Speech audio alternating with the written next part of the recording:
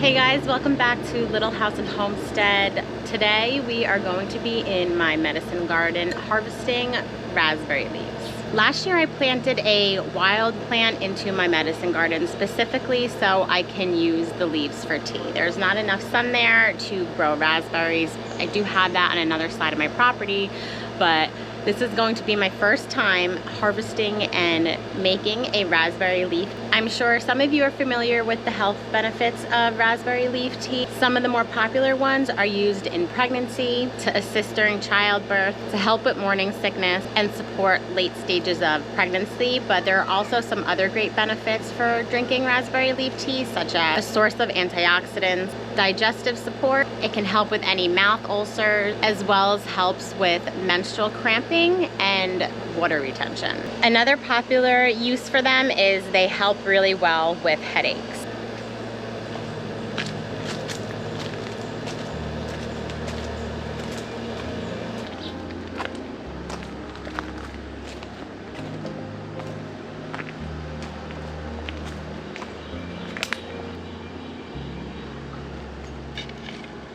Okay, so I have my raspberry leaves right over here. You're supposed to pick the younger ones. So I have a nice amount of younger leaves right on through here. And then over here I have some bigger ones that I'll probably snap a few of those, but the younger ones are supposed to be harvested. And what I'm going to do is just snip the leaves right off the cane.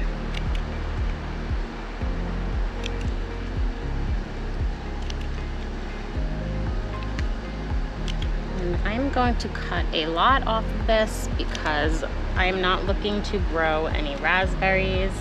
I specifically planted this here so I could use the leaves in my medicine garden, and I'm sure once this dries up, like any other herb, it's just gonna dwindle down to basically nothing. So I'm gonna grab a lot. I am gonna harvest some of the larger leaves just because I know I'll need a lot.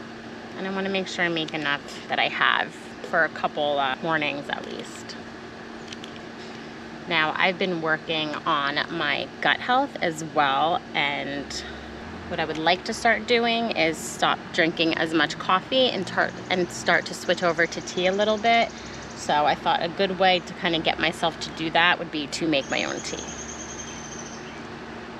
I'm highly addicted to coffee.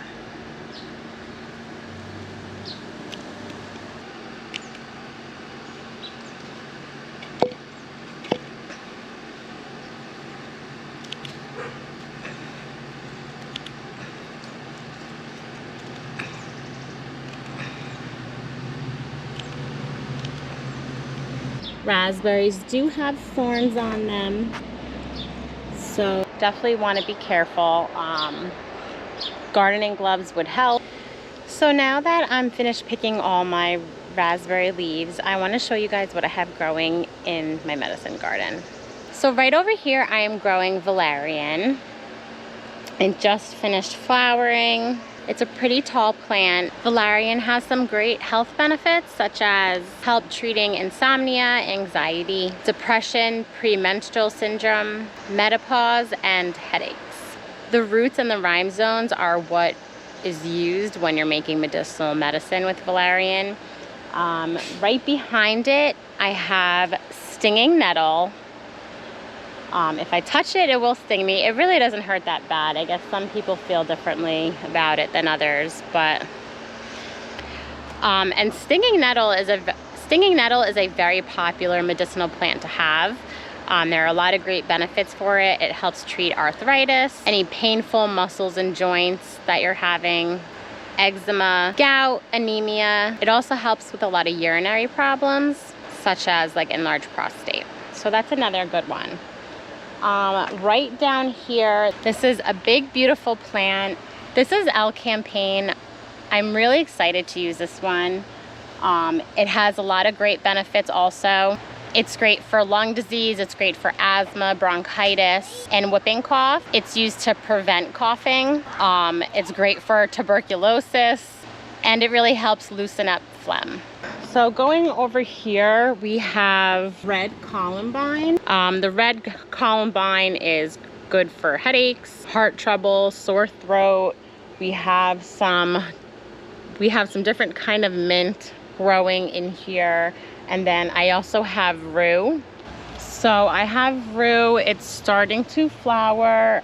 This is probably going to be, I should actually probably harvest some of this today because this is great for earaches and headaches. And that's something that my kids get earaches. I usually treat earaches with garlic and oil, but it'd be nice to have something else that helps support that. So I may harvest some of this and start drying that out. But the rue is great. It has some beautiful flowers on it. My St. John's wort decided to start growing out of the garden. So I might kind of dig some of that up and put it back in the bed.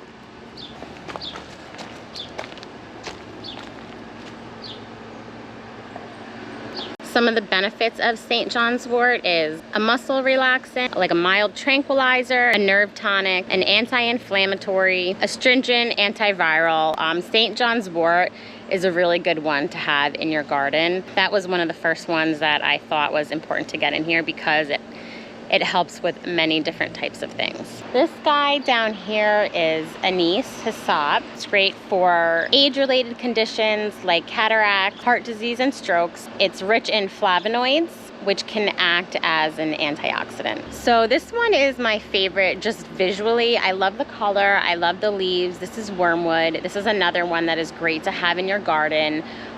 Wormwood has many benefits like stimulating digestion and appetite. It's anti-parasitic. It has antibacterial properties. It works as an antifungal, anti-ulcer, prevents liver damage, and did I say anti-inflammatory? So this is another one that I really want to harvest. So I really need to do the rue and the wormwood.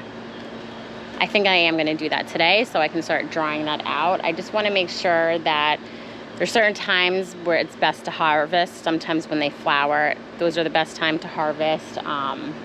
Sometimes you need the root. So I really kind of been hesitant because I want everything to kind of flourish before I really start digging any roots up. But wormwood is another great one to have. Boneset is another great one. It reduces fever, it reduces urine output, causes vomiting, and reduce constipation. One of the main things that I got it for is that it is used to treat influenza, swine flu, acute bronchitis, nasal inflammation, and joint pain. Nasal inflammation is a big one. That's probably one of the worst things ever. Dengue fever and pneumonia. So that's another really good one to have. This whole area, I had marshmallow in here. That did not grow back. That is supposed to be a perennial. I need to stop and get some more. I had a few other things.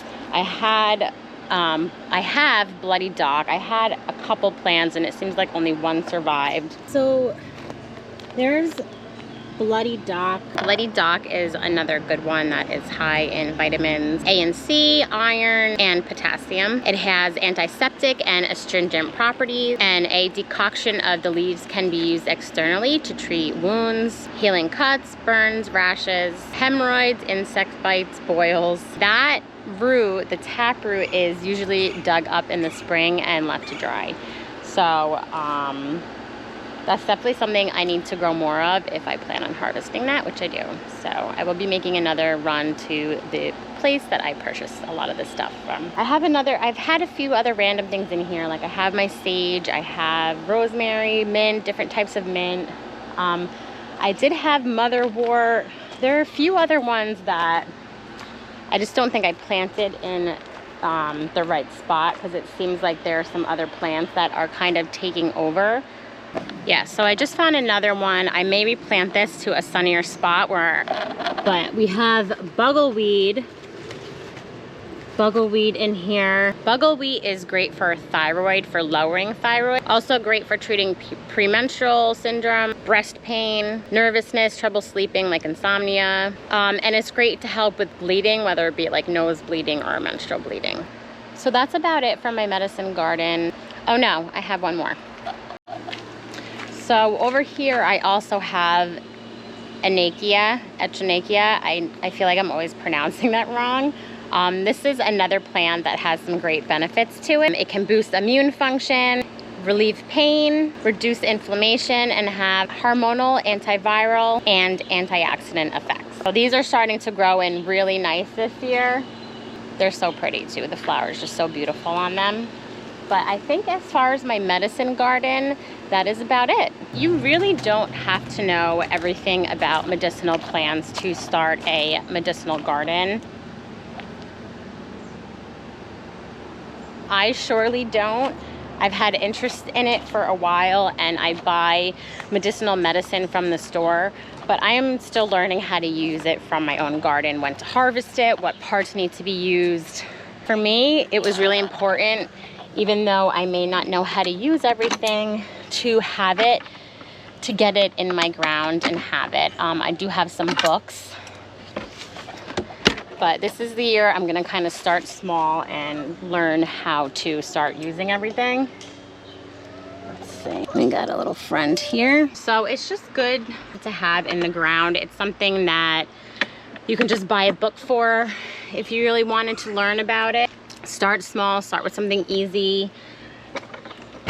People want more a natural alternative that's not gonna change their hormones and, you know, pharmaceuticals. It all goes into a water, it's going into our soil. So if that's something you're interested in, I think it's a good alternative to look into. Like I said, I'm still buying all of my medicinal medicine from the store, but it would be great if I can learn how to make tinctures. So a lot of that stuff I can just have from my own garden. I do want to just really let it thrive before I start going in there and hacking away at it. But at the same time, I might just run to the store and grab a whole bunch more so that really fills in. That is it for today. Thank you for joining me in my medicine garden. I have my raspberry leaves here that we harvested to make raspberry tea, raspberry leaf tea. So I'm going to rinse these off and let them dry. And I also bought some water kefir grains. So that's another video that I have planned coming up. So thanks for watching Little House and Homestead. I'll see you next time.